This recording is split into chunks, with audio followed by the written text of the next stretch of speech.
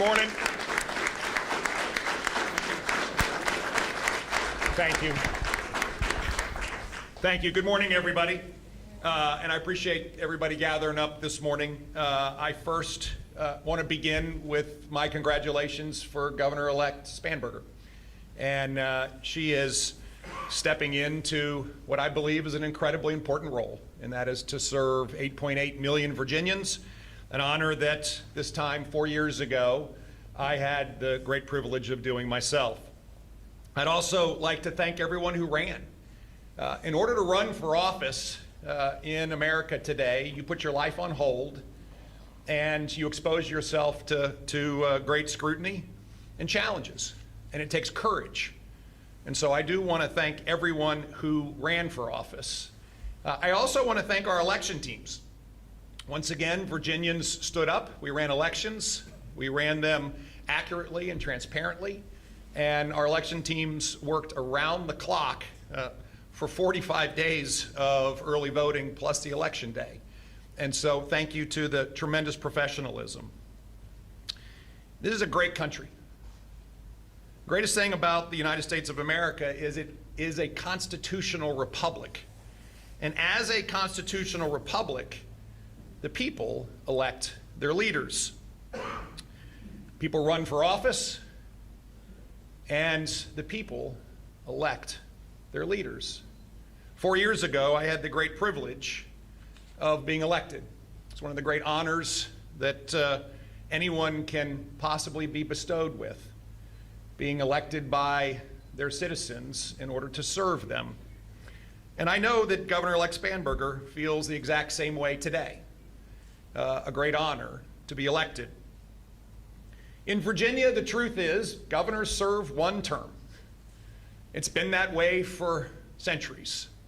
And therefore, every governor comes into office recognizing that they are receiving a baton from the previous governor and will be handing that baton to the next governor in 4 years.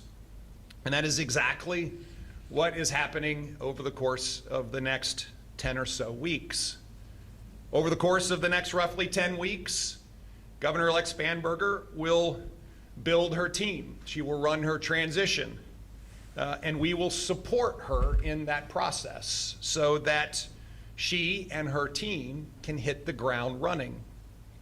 Again, one of the truths of the great Commonwealth of Virginia is that this transition happens every 4 years. And therefore, we have a very clear responsibility. Responsibility one is to finish strong. We came in 4 years ago with an incredibly ambitious agenda, and we have worked diligently, tirelessly against that agenda, and we've accomplished an extraordinary amount.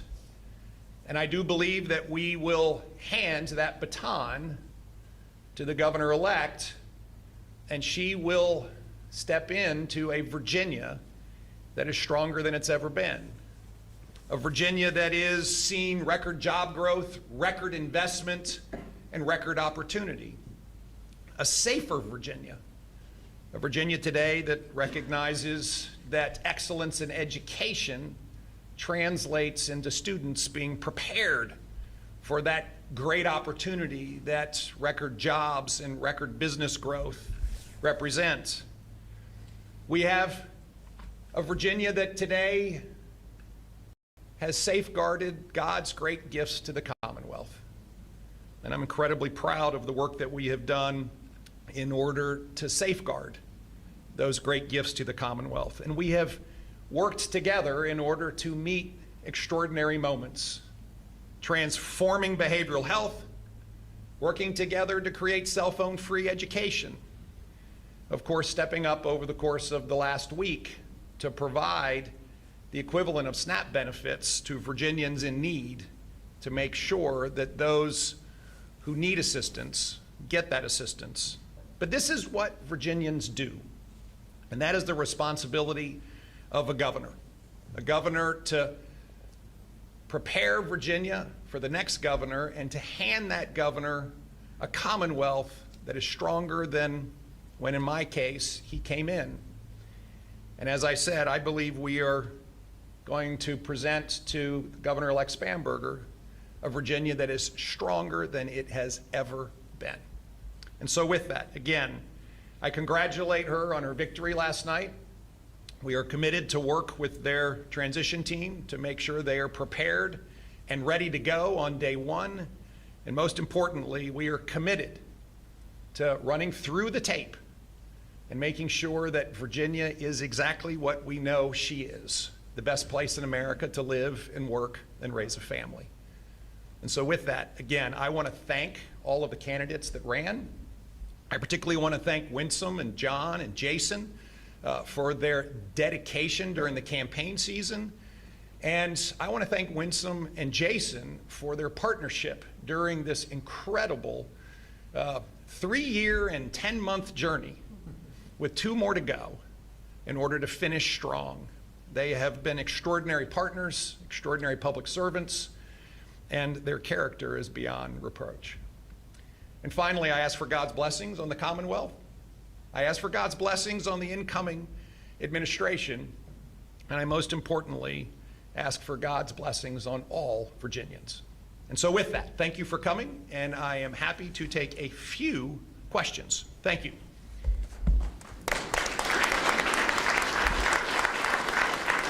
Perfect. Let's go here first. Governor, the election results last night showed a decisive victory for Abigail Spanberger, the Democratic ticket statewide. Do you think this was a repudiation of President Donald Trump's DOGE cuts and his policies directed at federal workers, or is it something else? Well, let me just begin with there are going to be pundit after pundit after pundit who will unpick the results in Virginia, in New Jersey, in New York, and have lots of theories. I, as a governor, will today do exactly what I knew I would be doing today, regardless of the outcome, and that is preparing to finish strong and hand the next governor the best possible Virginia that I can hand her. It was going to be a her one way or the other. And therefore, that's what we're focused on. I do think that the government shutdown is a big challenge. It is a big, big challenge. I have been vocal about it. I think that we have 330,000 federal workers in the Commonwealth of Virginia. And to have this shutdown extending as the longest shutdown ever has been extraordinary for so many Virginians. People are going without paychecks. They're worried about mortgages and rent. They're worried about how they're going to feed their families. The challenge of this government shutdown is real. And I am incredibly understanding of that challenge for all Virginians. And I think it caused quite a turnout yesterday. With that said, that's why we have been so focused on making sure that, particularly when it comes to providing food assistance to the most vulnerable Virginians, we're just not going to let that get interrupted. And I call on our senators to vote to open the government and then sort this thing out. But this has been an incredibly disruptive time for Virginians to see the government now shut for over a month, to see our military worry about whether they're going to get paid, our air traffic controllers and TSA folks at the airports not getting paid. But again, we have 330,000 government workers in the Commonwealth of Virginia, and I can't imagine how disruptive this has been for their families. And so I do believe that had a major impact on yesterday. Yes, sir. Governor, prior to the shutdown, there were federal layoffs as well, and I know your office was supportive of the DOGE cuts. Do you believe that there should have been a different type of messaging from Republicans in your office?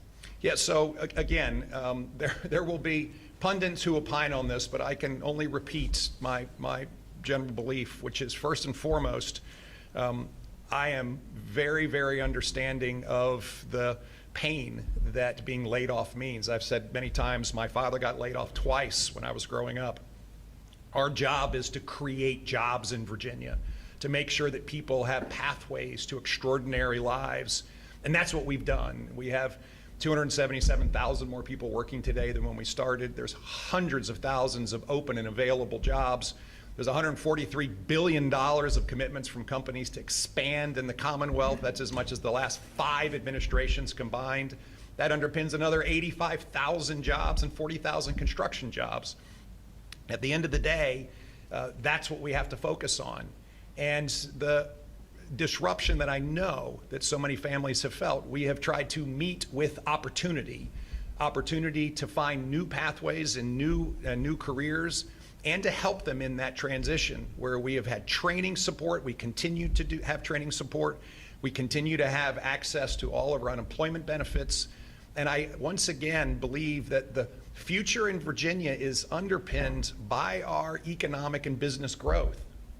And at the heart of the Commonwealth's future has to be growth, and therefore business-friendly environments, and therefore making sure that companies know that they will find the best operating capabilities, the best talent, and the best way to be successful in Virginia to continue to grow has to be at the heart of every administration. And that's why I've been so focused on it for the last 4 years. Yes, sir. Dave. You're going to finish strong. There are a couple of very big things hanging. Medicaid forecast, benchmarking, the Safe Kids initiative. What are we going to see in the next couple of months? Well, of course, I've got one last budget to prepare. And I have said recently that people who believe that Medicaid spending is going to go down have been misinforming everyone. Medicaid spending is going to go up. And that is a commitment in order to support Medicaid recipients.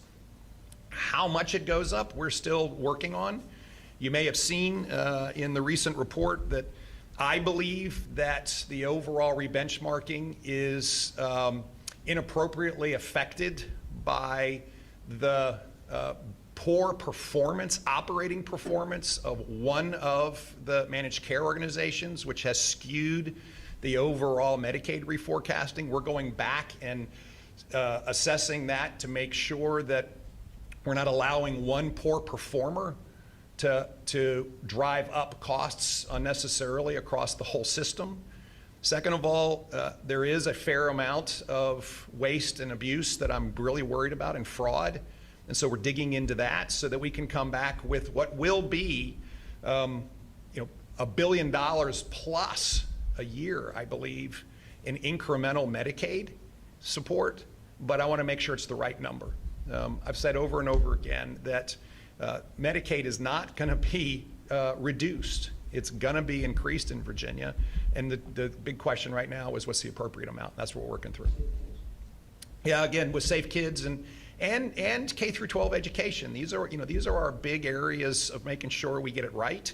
Again, the Commonwealth has seen a surplus already through the first 4 months. I can't opine yet on October's results, but we've seen our first a continued surplus. That has allowed us to take on the parallel SNAP benefit program, which is literally mimicking the SNAP benefits that are not being paid to Virginians today. But it also allows us to be in a position to take on some of these responsibilities. But the key to everything is to make sure that we are doing the right work to assess the right amount of incremental spending for Medicaid, the right amount of incremental spending for K through 12, because there will be incremental spending, and the right amount for Safe Kids. And for SNAP. Well, for SNAP, what we're going to see in SNAP are two things. One, and I encourage everybody, call senators and tell them to open up the government. I've said this over and over again. Vote yes on a clean CR and get the government open. And so the supplemental SNAP benefits that we are paralleling, of course, will end. But bringing down the SNAP incremental costs by reducing our error rates is a top priority. There's no reason why Virginia should have an 11% error rate in administering SNAP. And so we have had a massive transformation effort underway. I issued an executive order to do exactly that. I believe we will bring down the SNAP error rate and therefore not have to effectively pay the penalty that comes with having a high error rate. The degree to which we can bring it down is what we're working on now. Of course, the goal is no errors, but we were running at an 11% error rate, so we've got real work to do, but there's real opportunity for improvement. Emily, hang on, I'll come right back. Yes, sir. Governor, a lot of Republicans, including the Lieutenant Governor, ran on the idea of keeping the good times going, referring to the successes of your administration. Given the fact that the Lieutenant Governor lost by 15 points, Republicans are on track to lose more than a dozen House seats. Is it possible that Virginians don't see your administration the same way that you do? Well, I believe that Virginians thoroughly support what we've been doing. I mean, at the end of the day, when people say, is the state heading in the right direction? People say yes. So bottom line is more jobs, safer communities, excellence in education, making sure that we are taking care of your money because it is your money. We've run $10 billion of surpluses and we've had $9 billion of tax relief. As I said, I firmly believe that particularly the government shutdown was a very, very big challenge as we ran into this election. We have 330,000 government workers here that weren't getting paid. That is a real challenge heading into an election. And therefore, I, again, encourage the Senate to please open the government because Virginians are hurting. And it's time for the government to get back open and then for you all to do your work. Thanks. Yes, sir. Excuse me, about the results from last night will have, what kind of impact will that have on the future of the administration? Oh my goodness. Well, I've said since the day I was elected that people have been always asking me about my future political ambitions, and now I'm 4 years in and you're still asking me the same question. And I will repeat to you the exact same answer I've given. My focus has been, will be, and will continue to be on the Commonwealth of Virginia up until the last second I'm in this position. And we have been focused for a reason, that we have felt and I think demonstrated that common sense solutions work. When you create a business-friendly environment, reducing regulations, and strategically recruiting businesses, you can drive economic growth to a level it's never been seen before. And as I said earlier, the $143 billion of commitments from companies to grow here is more than the last 5 administrations combined. We have seen a fundamental shift in Virginia's economic growth from government to the private sector.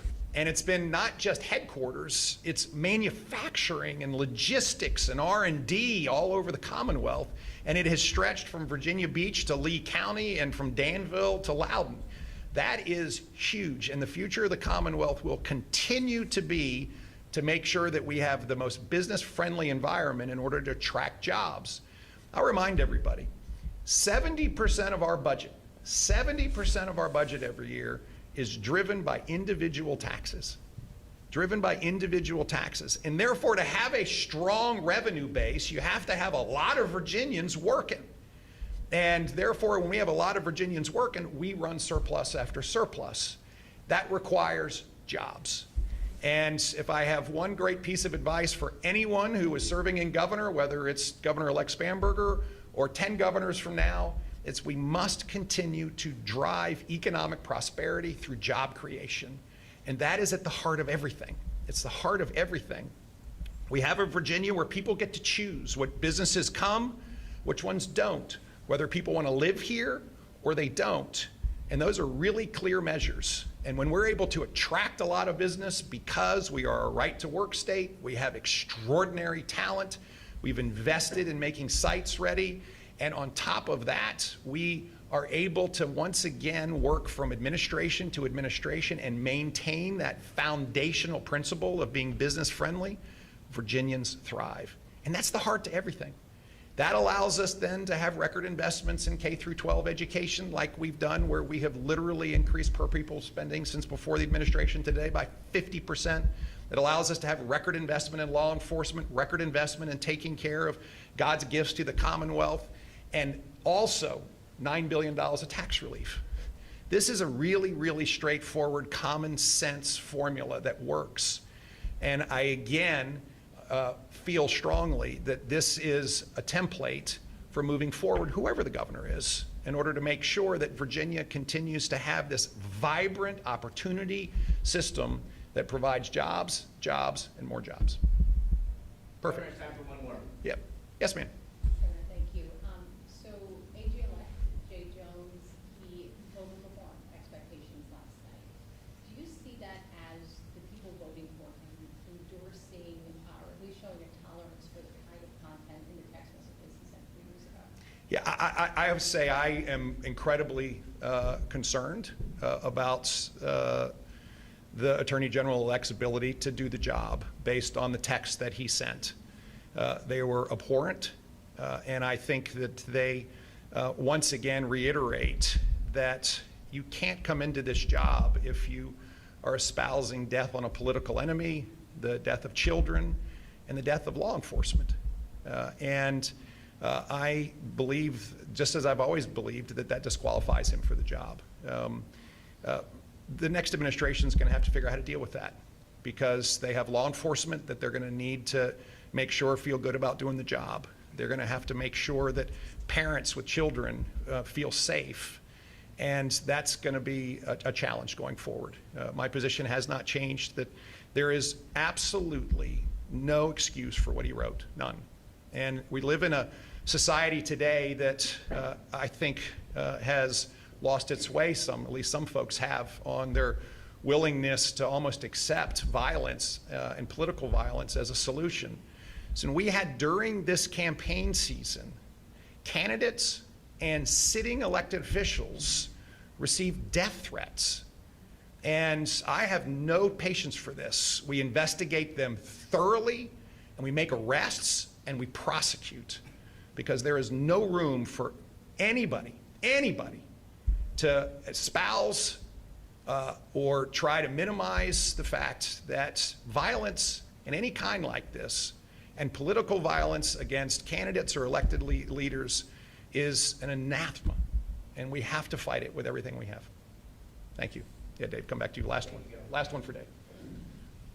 We're going to arrest and prosecute people for threats. Are we going to do that with the Attorney General? So what we've seen this week are live threats against candidates, and we saw a live threat against Kim Taylor, and we were able to investigate that and prosecute that assailant. We saw a live threat against Gary Higgins. We were able to prosecute that. We have had other circumstances that we are working on. They've been live threats with real actionable suggestions. That's the reality of it. So listen, folks, we have got to find our better angels here. This is a statement that is not just about the Attorney General's texts and his words that he shared with one of his colleagues. This is about Virginia and America.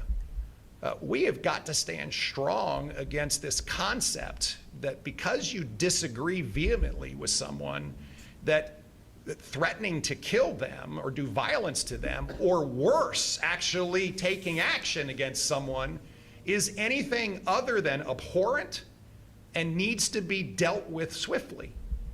This is beyond a political comment. This is about the character of our nation. And it's time for us to stand up as a nation and reaffirm foundational beliefs that each human being is created in the image of God, and whether you agree with them or you don't, they're created in the image of God. And therefore, they deserve the basic dignity and respect of their life. And this is something that has been, never challenged in the history of this country. And we have got to stand strong as a nation against it. Thank you. Listen, I appreciate everybody coming out today. Again, I reiterate, God bless the Commonwealth. Thank you.